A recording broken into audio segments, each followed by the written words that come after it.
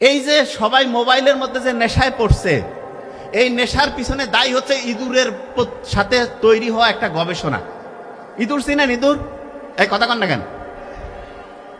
আজ থেকে ৭৫ বছর আগে দুইজন বিজ্ঞানী, শোনেন খুব ইম্পর্টেন্ট, এই আজ থেকে ৭৫ বছর আগে দুইজন বিজ্ঞানী একটা ল্যাবরেটরিতে কয়েক শত ইঁদুর নিয়ে চিন্তা করতেছে যে এই ইঁদুরগুলো কোন সময় সবচেয়ে বেশি মজা পায় সেই জিনিসটা দেখতে হবে।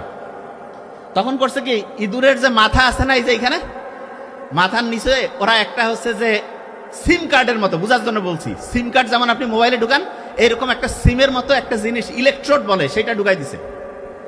তারপরে করছে কি, ওইটার সাথে একটা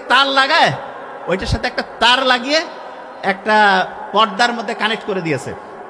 এবং ইন্টারেস্টিং জিনিস, ওরা দেখতেছে যে ইঁদুরগুলো কোন সময় কি কাজ করে। ধরেন যে একটা ইঁদুর আরেকটা ইঁদুরের সাথে হচ্ছে খাওয়া দাওয়া করতেছে একসাথে, তখন তাদের যে ভালো লাগার অনুভূতিটা ওইখানে রেকর্ড হচ্ছে। ধরেন যে একটা ইঁদুর আরেকটা ইঁদুরের সাথে খেলাধুলা করতেছে, তখন তার একটা রেকর্ড ওইখানে হচ্ছে।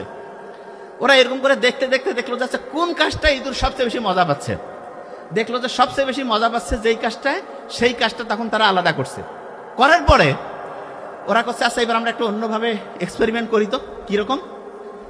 একটা হচ্ছে যে লিভার মানে কি, আমি সহজ করে বলি, আপনি ওই যে ইয়াসিনেন তো কি বলে এটার নাম, আমরা যে এক জায়গা থেকে আরেক জায়গায় যাওয়ার সময় যে হচ্ছে যে ওইটাকে বলে যে ট্রলি টানার জন্য যে লম্বা একটা ব্যবহার করি না, এই যে হ্যান্ড ব্যাগ, এটা বুঝতে পারছেন? আরো সহজ করে যদি বলি, ধরেন যে একটা ধরেন যে লম্বা ওই যে ছাতার মতো যে হ্যান্ডেলটা আছে, সেইটাই ধরো একটা লিভার।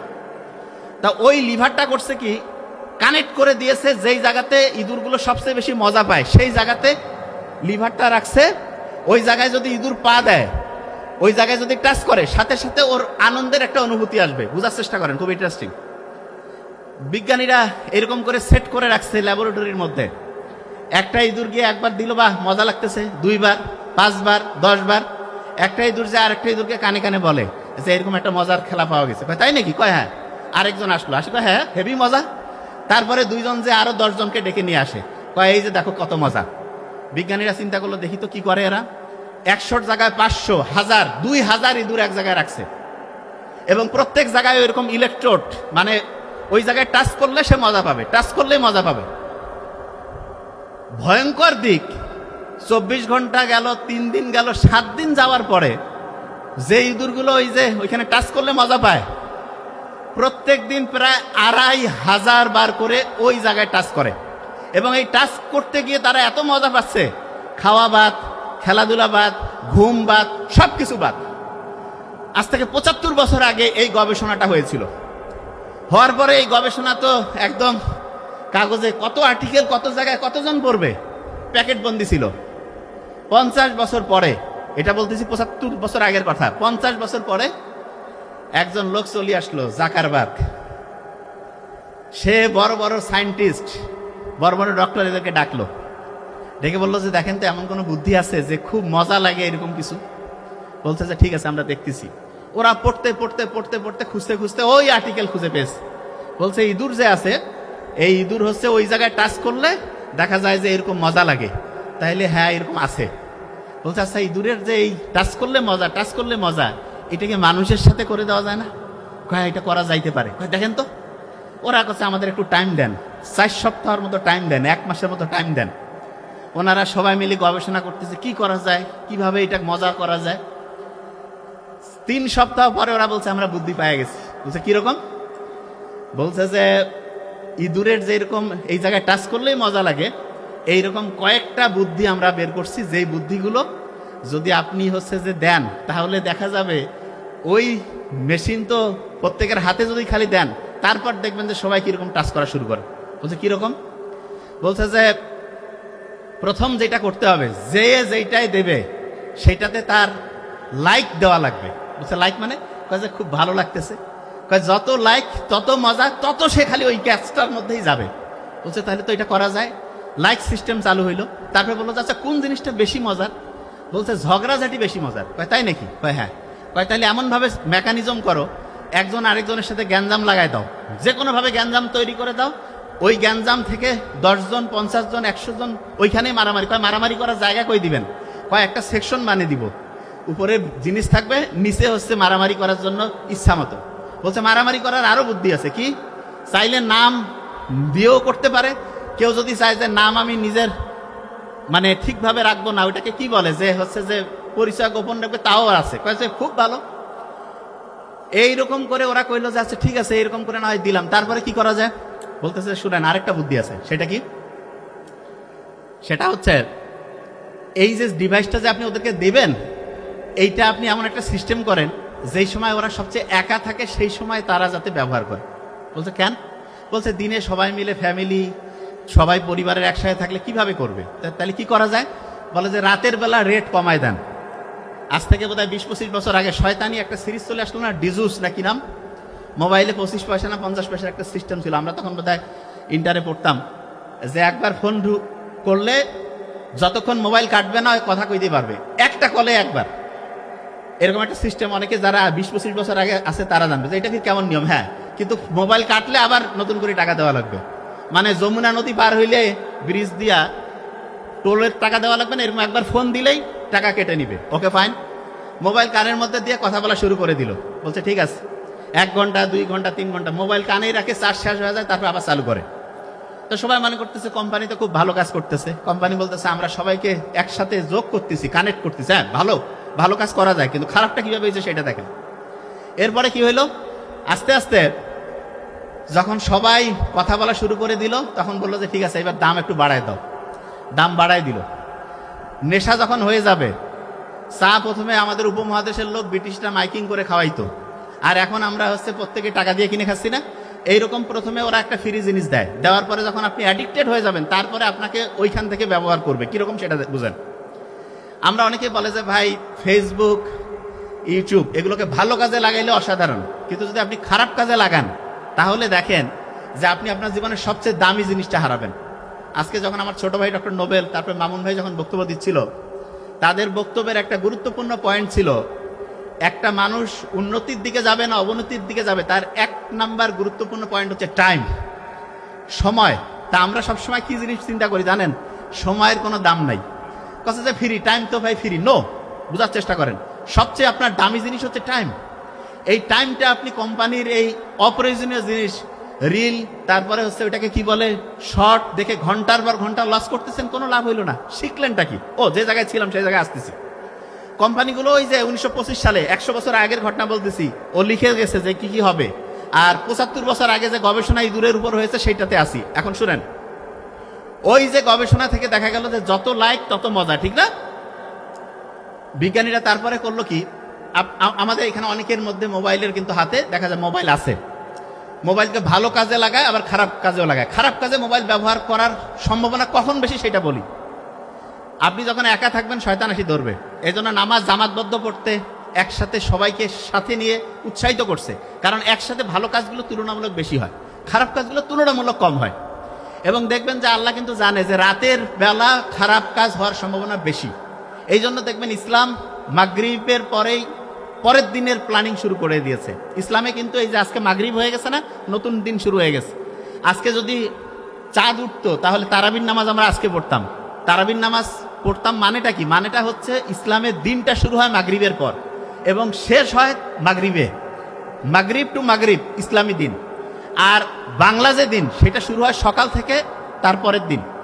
আর ক্যালেন্ডার অনুযায়ী খ্রিস্টীয় যে দিন আছে সেইটা অনুযায়ী হচ্ছে 12টার পরে। দেখেন রাত 12টার পর্যন্ত জেগে আছে, 12টা 1 মিনিটে কেক কাটতেছে, অমুক করতেছে। ওই সময় ঘুমানোর কথা, এবং ওই সময় না ঘুমানোর কারণে দেখা গেল সে ওই সময় উঠে একটা প্রোগ্রাম করতেছে, ওই সময় হচ্ছে গল্প গুজব করে আন্দাজে টাইম লস করতেছে। সবচেয়ে বড় ক্ষতিটা যেটা সে করতেছে সেটা কি জানেন? তার মাথার মধ্যে আল্লাহ যে একটা ঘড়ি বসাই দিছে, সেই ঘড়িটা সে নিজে নিজে নষ্ট করতেছে। আমরা যে অসাধারণ হইতে পারি না তার বড় কারণ হচ্ছে ঘড়ি নষ্ট।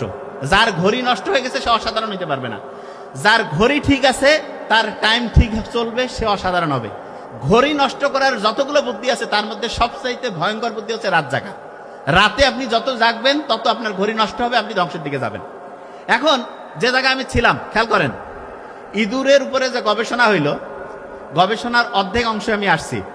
তারপরে কি হইল, বিজ্ঞানীরা দেখলো যে আচ্ছা আমরা এখন হচ্ছে ওই লিভার যে আছে, যেই জায়গায় টাচ করলে মজা লাগে, টাচ করলে মজা লাগে, সেই জায়গাটা থেকে তাকে আমি ওই লিভারটায় উঠাই দিব। লিভারটা যখন সরাই ফেললো, ও আল্লাহ, ওই যে আপনার ইঁদুরগুলো খুব সারাদিন খালি ওইখানে যে লিভারে টাচ করতেছিল, তারা দেখা গেল আর খায়ও না, বন্ধু বান্ধবের সাথে গল্প গুজবও করে না, দেখা যাচ্ছে তারা হচ্ছে যে ফিজিক্যাল যে মুভমেন্ট সেইটাও নাই, ডিপ্রেশনের মধ্যে চলে গেল। আপনার বাচ্চা কাচ্চা অনেকে আছে না, মোবাইলের মধ্যে অ্যাডিক্টেড। আপনি যে বড় ভুলটা করেন, একবারে কি করেন, যে মোবাইলটা কেড়ে নিলাম, ঠিক আছে, নিয়ে কি করলেন, যে তুই তোর মতো থাক, ওকে তো একলাই ইঁদুরের মতো বানাই ফেললেন, সে ডিপ্রেশনের মধ্যে চলে যাবে। তাহলে ভাই বুদ্ধিটা কি? বুদ্ধি আছে। বুদ্ধিটা হচ্ছে আপনার বাচ্চাকে আপনি যখন বুঝছেন যে এরকম, তখন তাকে হচ্ছে যে বড় স্ক্রিন বা বাসায় টেলিভিশন, কম্পিউটার ওপেন স্পেসে রেখে সেইখানে তার সাথে একসাথে থাকেন, একসাথে গল্প করেন, একসাথে খোলামেলা, প্রত্যেকের সাথে প্রত্যেকের আন্ডারস্ট্যান্ডিং ভালো হবে, দেখবেন আস্তে আস্তে নেশাটা কাটবে। একটা জিনিস বলি, মাথায় ঢুকবে প্রত্যেকের, এই যে বর্তমান সময়ে খাওয়া দাওয়া নিয়ে কিন্তু অত সমস্যা নাই। যত হাই সোসাইটিতে আপনি যাবেন, তত বড় সমস্যা হচ্ছে মেন্টাল প্রবলেম, সাইকোলজিক্যাল প্রবলেম। তা এই যে প্রবলেমগুলো যে আসতেছে, এগুলো কিন্তু আল্লাহ জানে। এই জন্য আল্লাহ বলেই দিয়েছে, অশ্লীলতার নিকটবর্তী হইও না। অশ্লীলতার নিকটবর্তী হইও না মানেটা কি? মানে হচ্ছে যেখানে সামান্যতম অশ্লীলতার সুযোগ আছে, কাছাকাছি যাইও না। গেলে শয়তান তোমাকে ওই জালের মধ্যে ঢুকাই ফেলবে। এক্সাম্পল দিই, তাহলে বুঝতে পারবেন। আপনি এই মহাকাশ আছে না, এখানে এমন কিছু, মনে করেন যে নক্ষত্রের মতো, আমি বুঝার জন্য বলতেছি, এমন কিছু শক্তিশালী জিনিস আছে। আচ্ছা, এটা মহাকাশের চেয়ে সহজ এক্সাম্পল দিই। ধরেন যে নদীতে পানি চলতেছে না, অনেকে কয় না পানির পাকের মধ্যে যদি পড়ে যায় একদম টেনে নিবে। নদীর যে স্রোতের মধ্যে যে পাক থাকে, বলে না যে ভাই খুব পানি আছে, পানিতে পাক আছে, সেখানে যা গেলে দেখা যাবে পানির মধ্যে যে ঘূর্ণন চলতেছে, সেইখানে একজনকে একদম ডুবাই নিবে। তখন আমরা কি করি, যে ওর কাছাকাছি যাওয়া যাবে না। ঠিক তেমনি করে আপনি যদি সামান্যতম অশ্লীলতার কাছাকাছি যান, ওইটা হচ্ছে একটা শয়তানের পাক, সেইখানে আপনাকে ডুবাই নিয়ে আস্তে আস্তে সে ধ্বংস করে, তারপরে ওইখান থেকে আপনি শেষ হয়ে যাবেন। এখন প্রশ্ন হলো যে ভাইয়া, তাহলে কেউ যদি ডিপ্রেশনের মধ্যে চলে যায়, তাহলে তাকে বাঁচানোর জন্য আমাদের বুদ্ধিটা কি হবে? ধরলাম যে না গেলে তো ভালো, আলহামদুলিল্লাহ, কিন্তু ডিপ্রেশনের মধ্যে চলে গেছে, তাহলে তাকে আমি এখান থেকে ব্যাক করব কি করে? ব্যাক করার জন্য একটা ফর্মুলা আছে। সেই ফর্মুলাটা বলার আগে, কোরআনে পিঁপড়া নিয়ে একটা সূরা আছে। সূরাটার নাম হচ্ছে সূরা নামল। না বলেন না কেন? নামল, আমি আসবো। এই সূরাটার 27 নাম্বার সূরা। কত নাম্বার? কত? 27। আমি চিন্তা করলাম যে আচ্ছা, এত প্রাণী থাকতে আল্লাহ কয়েকটা জিনিস নিয়ে কোরআনে বলছে, তার মধ্যে একটা হচ্ছে পিঁপড়া। কয়েকদিন আগে একটা আর্টিকেল পড়লাম, পিঁপড়াদের আমাদের মানুষের মতো হচ্ছে, তাদের হচ্ছে যে সোসাইটি আছে, একজন আরেকজনের হচ্ছে বাড়িতে দাওয়াত দেয়, একজন আরেকজনের সাথে বুদ্ধি পরামর্শ করে কাজ করে, সবাই মিলে সামাজিকভাবে কাউকে বয়কটও করে, কেউ দেখা যাচ্ছে যে একটা বিপদে পড়ছে তাকে হেল্প করে, খাবার দাবার জমায় রাখে। শুনলে অবাক হবেন, যেই খাবার তারা জমায় রাখে, ধরেন যে ওই খাবারের মধ্যে পানি পড়ছে, ওই খাবারের মধ্যে একটা প্রবলেম হয়েছে, ওই খাবার আবার তারা সবাই মিলে শুকায়। পিঁপড়ার যে শৃঙ্খলাবদ্ধ জীবন, সেটার সবকিছুর অসাধারণত্ব হচ্ছে পিঁপড়া অসাধারণ লিডার তৈরি করে। অসাধারণ কি তৈরি করে বলেন? এই যে একটা ছোট্ট পিঁপড়া নিয়ে যে আল্লাহ কোরআনে বলছে, এটার পিছনে কারণ হচ্ছে, আমি যেটা বুঝি সেটা হচ্ছে, পিঁপড়ার মতো ছোট প্রাণীর থেকে শেখার যদি সবচেয়ে গুরুত্বপূর্ণ একটা জিনিস থাকে, তাহলে সেটা হচ্ছে সবচাইতে গুরুত্বপূর্ণ হচ্ছে সৎ, ভালো, ইমানদার লিডার নিয়ে আসা। লিডার যত ভালো হবে, একটা সোসাইটি তত অসাধারণভাবে সামনের দিকে আগায় যাবে। এই যে আমাদের যে গোটা বাংলাদেশ, আপনি শুনলে অবাক হবেন, পাক ভারত যে উপমহাদেশ আছে না, এই উপমহাদেশটা আগে, এখন যে আমেরিকা, ইউরোপ যত ধনী, তার চাইতে বহুগুণ ধনী ছিলাম আমরা, বহুগুণ। কত ধনী এটা আপনাকে একটা এক্সাম্পল দেই।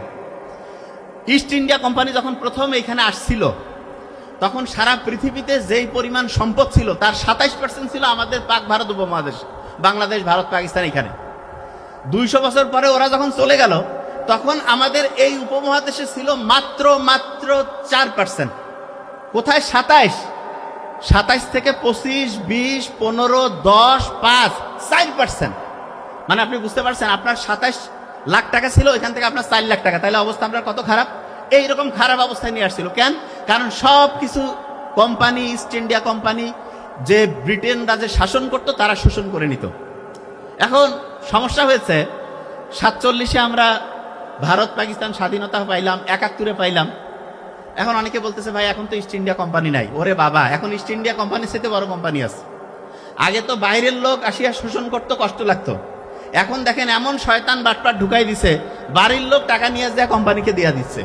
এই যে বিভিন্ন যে সুইস ব্যাংক, বিদেশে যে ব্যাংকগুলো আছে সেখানে যে lakh lakh billion billion dollar যে নিয়ে গেছে, এটা কিন্তু বিদেশিরা এসে নিয়ে যায়নি, দেশের লোকে নিয়ে গেছে। কি কারণে নিয়ে গেল? যারা বাংলাদেশে রাজনীতিতে আসে। আচ্ছা, আমি একটা জিনিস একটু ক্লিয়ার করি। অনেকেই বলে যে ভাই রাজনীতি জিনিসটা তো রাজনীতিবিদরা করবে। নো, এটা ভয়ঙ্কর একটা ভুল ধারণা। রাজনীতি করতে হবে প্রত্যেকটা লোককে, তবে হ্যাঁ নিয়ম আছে। রাজনীতি থেকে আপনার যাতে চিন্তা না থাকে যে টেম্পো স্ট্যান্ডে যায় টাকা উঠায় চান্দা হাফিজি করে খাবেন। নো, আপনার উদ্দেশ্য থাকবে রাজনীতি করব মানুষের উন্নতির জন্য, মানুষের কল্যাণের জন্য, মানুষকে হেল্প করার জন্য। এই জন্য রাজনীতি করবেন, অন্য কিছু না। যে জিনিসটা বলতেছিলাম, আমাদের এই যে উপমহাদেশ থেকে স্বাধীন হওয়ার পরে যে এই বাংলাদেশ থেকে যে এত এত টাকা চলে গেল, এগুলো কিন্তু বিদেশিরা কেউ করে নাই, করছে দেশের লোক। কিভাবে করলো সেটা বুঝেন। বাংলাদেশে যারা রাজনীতি করে তাদের বেশিরভাগ লোকের দেখবেন আপনি যে ফ্যামিলি, তাদের হচ্ছে যে নিজের লোকজন সব বিদেশে। এই যে নতুন যে বিপ্লব হয়েছে তার মধ্যে কয়জনকে পাইছেন? বেশিরভাগে পালাইছে না? কারণ কি, তারা আগেই সব বিদেশে ব্যাংক ব্যালেন্স করছে, ওদের দরদ বিদেশে, দেশের প্রতি নাই। তাইলে যে কেউ যখন আপনি একটা ভোট দেন, একজনকে নেতা নির্বাচন করেন, তখন এই জিনিসটা দেখবেন যে ওই লোকটা নিজে সফল কিনা, ওই লোকটা নিজে চুরি বাটপারি করে কিনা, ওই লোকটা অন্যের উপকারে আসে কিনা, ওই লোকটা সত্যি কথা বলে কিনা, ওই লোকটার আশেপাশে চোর বাটপার আছে কিনা, ওই লোকটা কেমন সেটা বোঝার সবচেয়ে সেরা বুদ্ধি শিখিয়ে দেয় ওই লোকটার আশেপাশে কারা আছে, বাস, আর কিছু না। একটা লোক আসিয়া বলতে পারে আমি খুব ভালো, আমি খুব খারাপ, কিছু যায় আসে না। তুমি কার সাথে ঘুরো সেটা তোমার আইডেন্টিটি কার্ড। তুমি কেমন সেটা বুঝার আইডি কার্ড হচ্ছে তোমার আশেপাশে কারা আছে। একটা লোক হচ্ছে তার আশেপাশে যে 5টা সবচেয়ে কাতিরের লোক থাকে তাদের সমান। অনেকেই কয় না যে উনি ভালো, আশেপাশের লোক খারাপ। নো, মূল ফর্মুলা বলতেছে একটা লোক ওই রকম হবে, তার আশেপাশে যেই লোকজন সবচেয়ে ঘনিষ্ঠ তাদের মতোই। তার মানে বারবার বলছি, বারবার এই কথাটা মাথায় রাখতে হবে। যখনই ভোট দেন যে কোনো, এটা শুধু এটা বলি, শুধু রাষ্ট্রীয় পর্যায়ের ভোট না, ফ্যামিলিতেও যখন একজন লিডার নির্বাচন করবেন, কাকে করবেন জানেন? যে সবচেয়ে সৎ হবে তাকে করবেন, তাহলে আপনি সব দিক থেকে সবচেয়ে ভালো হবেন। এই জিনিসটা মাথায় রাখবেন, এটা সবচেয়ে গুরুত্বপূর্ণ। যে জায়গায় আমি ছিলাম ভালো করে খেয়াল করেন, এইখানে যারা আমরা আছি প্রত্যেকেই চাই না যে জীবনটা অন্যরকম অসাধারণ হোক। তো অসাধারণ হওয়ার পিছনে সবচেয়ে বড় কারণ ওই যে গবেষণা বলছিলাম, যে গবেষণায় দেখা যাচ্ছে যে ইঁদুরগুলো যেখানে টাচ করতেছে ওই রকম আমরাও মোবাইলের এই ডিভাইসের মধ্যে পড়ছি। এইটা থেকে বের হওয়ার একটা বুদ্ধি আছে, সেই বুদ্ধি দেওয়ার আগে আমি কয়েকটা জিনিস বলতেছি। আচ্ছা, এইখানে আপনারা যারা আছেন, এই যে প্রত্যেকেই, আপনারা কি জানেন একটা ইন্টারেস্টিং জিনিস? সেটা হচ্ছে যে আমি প্রথম যেটা বলছিলাম যে আমাদের হাতে ডান হাত এবং বাম হাত একটাতে কত সংখ্যা ছিল ভুলে গেছি, কত? 18। আরেকটাতে যোগ করলে কত? কত? 99। আল্লাহর 99টা নাম। বিয়োগ করলে কত হয়? কত? 63। আচ্ছা।